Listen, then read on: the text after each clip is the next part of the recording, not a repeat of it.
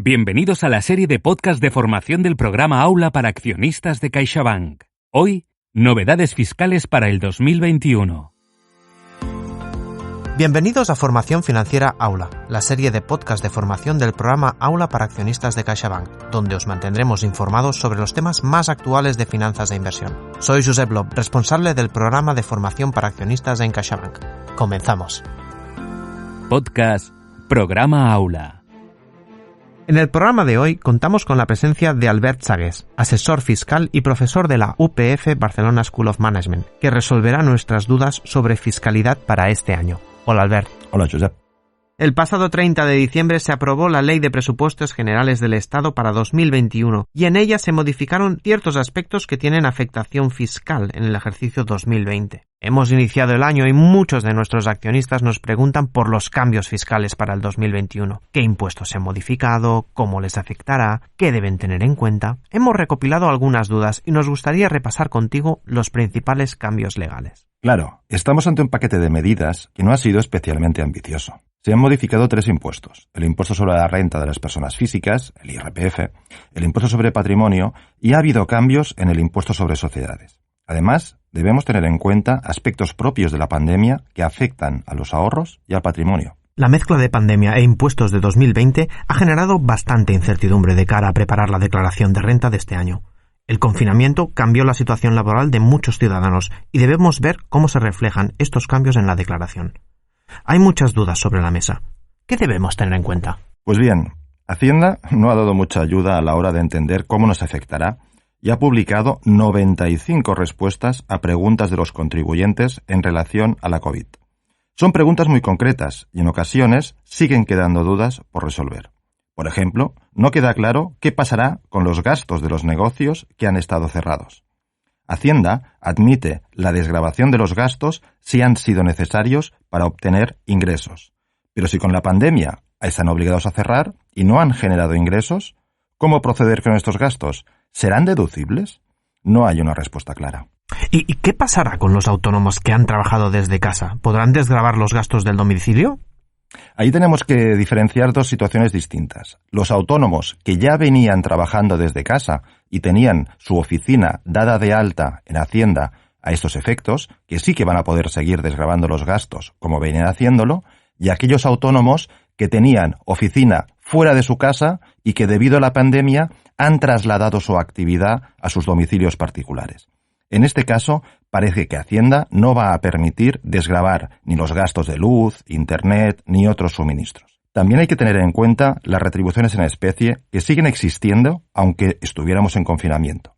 Hacienda dice que pese a que la persona estaba en confinamiento y que no haya utilizado, por ejemplo, el vehículo que la empresa le cede para su uso, seguirá existiendo retribución en especie. Entonces, Albert, este supuesto sería aplicable a las segundas y terceras residencias no alquiladas durante el confinamiento y a la afectación a la movilidad en diferentes zonas, ¿no? Exactamente. Parece que el criterio de Hacienda seguirá siendo el mismo. El hecho de tener una segunda residencia va a generar esa renta presunta que incluiremos en nuestra declaración de renta, pese a que no la hayamos podido utilizar debido a las restricciones de movilidad o al confinamiento.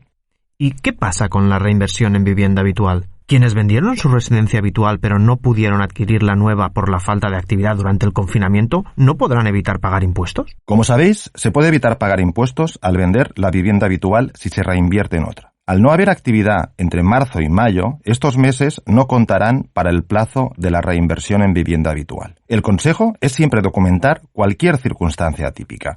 Durante el confinamiento, todo fue muy rápido y algunos propietarios de inmuebles, por ejemplo, parajaron o perdonaron el pago del alquiler a sus arrendatarios y ahora sería un buen momento para poder documentar esta información y no tener problemas luego con Hacienda. ¿Qué tipo de documentación se requiere? De hecho, no hay una circunstancia que defina claramente qué documentación voy a necesitar.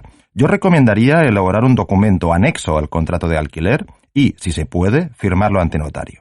Hacienda podría venir luego y decir que esa bajada de alquiler o esa condonación del pago se hizo de manera arbitraria y podríamos acabar estando obligados a tributar por dicho alquiler como si realmente lo hubiésemos cobrado. Se trata de una recomendación y de una medida preventiva por si en 2-3 años Hacienda abre una inspección y revisa estas situaciones. De esta manera, al tener el documento, podríamos acreditar que las circunstancias de la pandemia obligaron o recomendaron hacer estos cambios y que los mismos tienen efectos válidos frente a la hacienda pública y a la hora de declarar nuestros impuestos. Bien, entremos en materia. Me gustaría preguntarte por las modificaciones legales en el ejercicio 2021. En esta situación de pandemia actual, podemos decir que se ha producido una disminución de consumo. Muchos locales están cerrados y la tasa de desempleo ha aumentado. Todos hemos sentido la incertidumbre y el miedo que nos ha provocado esta pandemia. Desde el punto de vista del Estado, obviamente se van a recaudar menos impuestos. La bajada del consumo supone que van a ingresar menos impuestos sobre el valor añadido y como que muchas personas han perdido el empleo, también recaudarán menos IRPF. En consecuencia, el Gobierno ha decidido subir impuestos para aumentar la recaudación y ayudar a la población vía subsidios y prestaciones. Esta política se aplica en base a dos medidas. Por un lado, la Ley de Presupuestos para 2021, que ya está aprobada, y una segunda ley que de momento está en tramitación en el Congreso, que es la Ley de Prevención del Fraude Fiscal, que también introducirá a futuro nuevos cambios en el sistema impositivo. Entendido, Albert. Entonces, que deberemos todos pagar más impuestos. La nueva ley es muy selectiva y va a puntos muy concretos. Se caracteriza por aumentar la tributación de lo que denominamos las rentas altas, tanto en la parte general como en la parte del ahorro del impuesto. Lo que se pretende es que las personas que generan más de 300.000 euros a nivel de salario o a nivel de actividad económica pasen a contribuir de forma más elevada y así ayuden a recaudar más impuestos para ayudar a los más necesitados y corregir ciertos desajustes. La ley presenta cambios en lo que denominamos las tarifas del impuesto. A medida que generas más ingresos, van aumentando los impuestos. Hasta la fecha, hasta 60.000 euros, la tributación era del 45% en el IRPF. Ahora existe un nuevo tramo y para aquellas personas que ganen más de 300.000 euros, el tipo aumenta y podrían llegar a pagar hasta el 47% de sus ganancias. ¿Y podemos considerar que es una subida alta? Si hacemos cálculos, vemos que para alguien que gana 500.000 euros, sufrirá una subida de impuestos de 4.000 euros. Una subida del 0,8% para estas rentas altas. Por lo tanto, podemos decir que el aumento de impuestos tampoco es excesivo. Por otro lado, en la parte del ahorro se crea un nuevo tramo para la gente que gana más de 200.000 euros. Recordemos que en esta parte se incluyen los dividendos, los productos de seguro, las plusvalías por las ventas de acciones o ventas de inmuebles. Si antes pagaban un 23%, ahora el tipo pasa a ser de un 26% a partir de los 200.000 euros. Para alguien que esté ganando esta cantidad por haber vendido una casa, acciones, hasta bitcoins, el aumento de la presión fiscal le repercutirá en 1.500 euros. En el supuesto de una persona que gane 500.000 euros de salario y 250.000 en la parte del ahorro, dicho aumento de impuestos en global le supondrá pagar 5.500 euros más. Es una subida, pero no es realmente efectiva y dolorosa para las personas con este nivel de renta. Con lo que llevamos de charla veo que los cambios afectan más a rentas altas. ¿Qué otras modificaciones podemos encontrar en la tributación, Albert? Pues sí, también hay cambios en el impuesto sobre patrimonio, que ha aumentado hasta un 3,5% para las personas que tengan más de 10 millones de euros. El resto de tramos sigue igual. Una persona que tenga ahorros por encima de 600.000 euros debe pagar de patrimonio un 0,9%.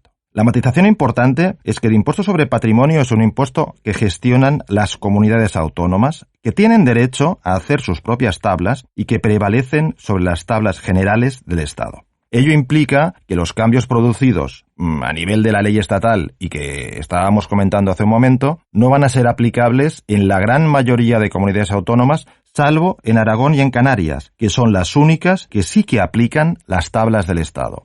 Ello no sucede en el resto de comunidades autónomas que tienen tablas propias y por lo tanto no se ven afectadas por este cambio legal.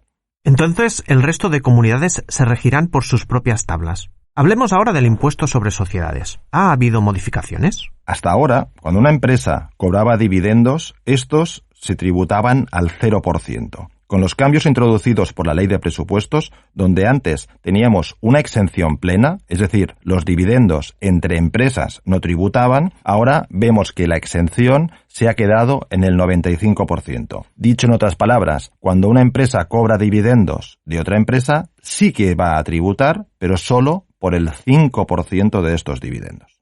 Creo que este apartado también funciona por autonomías, ¿no? Exacto. Las modificaciones legales a efectos del impuesto sobre sociedades solo afectan a lo que denominamos en fiscalidad el territorio común. Recordemos que en España tenemos dos zonas, como son País Vasco y Navarra, que tienen sus propias normas forales de desarrollo de impuestos. Dicho en otras palabras, de lo que estamos hablando hasta el momento, que son las modificaciones introducidas en los impuestos en los presupuestos generales del Estado español, solo afectan al denominado territorio común y no afectan a los territorios forales históricos, tanto de Navarra como de las 3 diputaciones forales del País Vasco, Álava, Guipúzcoa y Vizcaya. Entendido, Albert. ¿Y cuáles son los cambios que encontraremos en los planes de pensiones para el territorio común? Ahí sí que ha habido cambios relevantes y todos hemos podido ver un poco en prensa que los cambios de los planes de pensiones han ido a empeorar la fiscalidad de estos productos. Básicamente, lo que ha planteado la reforma fiscal que estamos viviendo ahora